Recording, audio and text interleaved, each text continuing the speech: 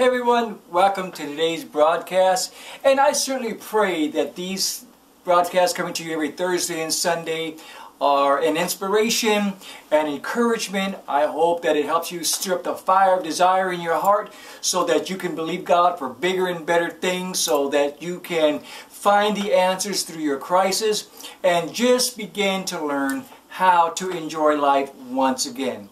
You know, today I want to talk to you and share with you a few things that's in my heart. But number one, I want to inspire you today to get back into the spirit of giving.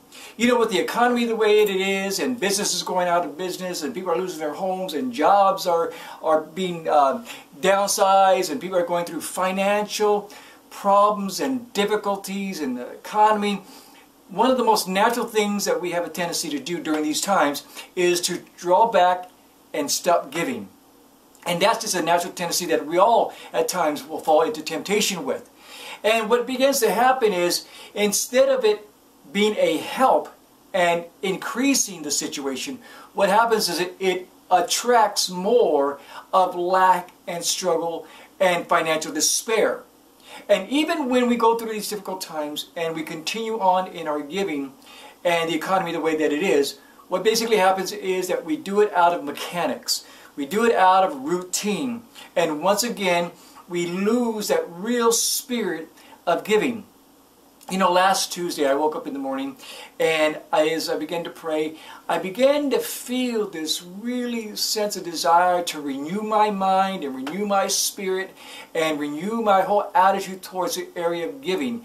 And I realized that giving is a true spirit. There is an attitude, there is a atmosphere, there is an environment of giving that is within.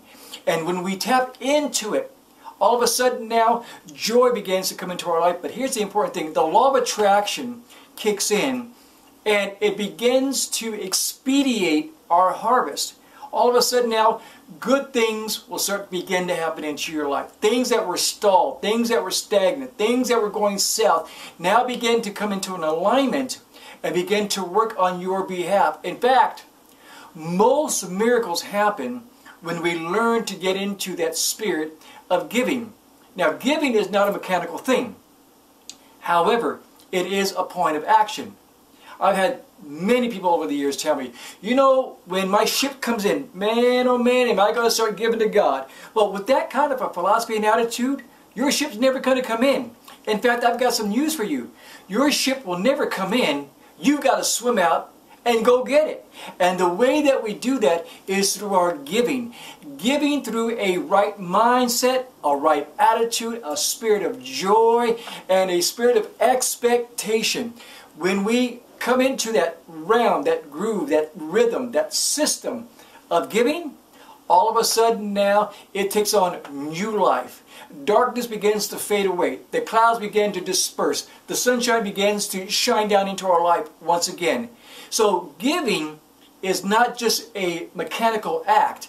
It is a point of reference of absolute joy. When you tap into that, all of a sudden now, your burdens begin to lift. You begin to have hope restored. You begin to see light at the end of the tunnel. And all of a sudden now, it says, hey, I can make it out of this situation. I can overcome these difficult things. God is going to come to my rescue. It all starts when you get back into a rhythm of giving. When you get back into a spirit of giving. Many of you watching today are going through difficult times, and I know that. And it's a struggle. And it is a test of your faith.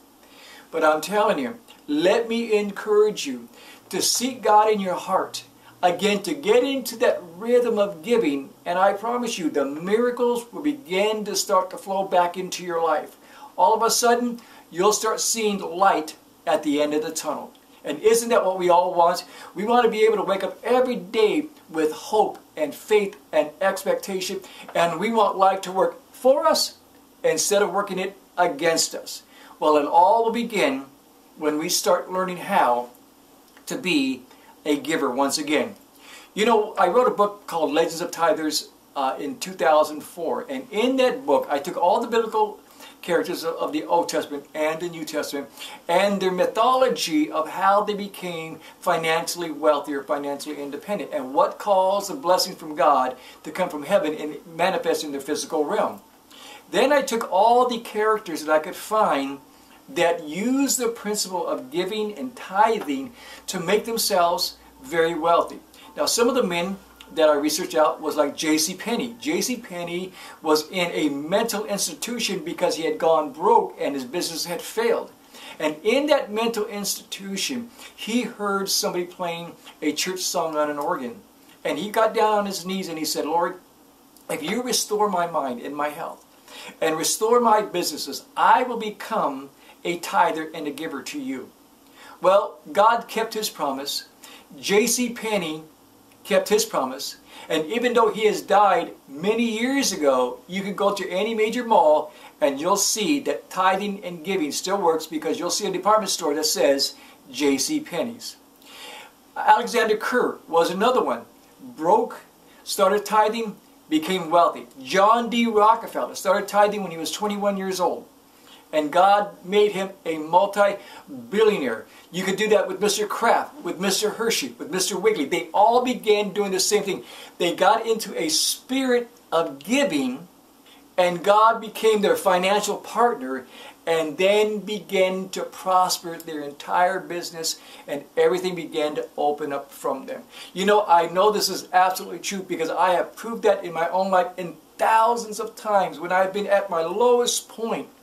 And I got back into a spirit of giving, not a mechanical giving, but a spirit of giving. Things began to happen miraculously.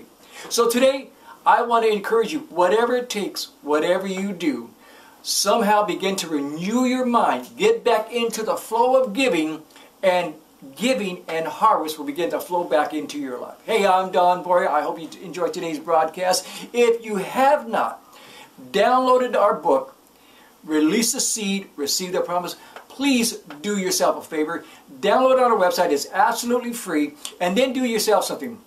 Give 10 of your friends a copy of it. Just email it to them or tell them to go to the website. They can download it for themselves. And as you begin this act of sowing, of giving, you can have an expectation for a harvest to come back.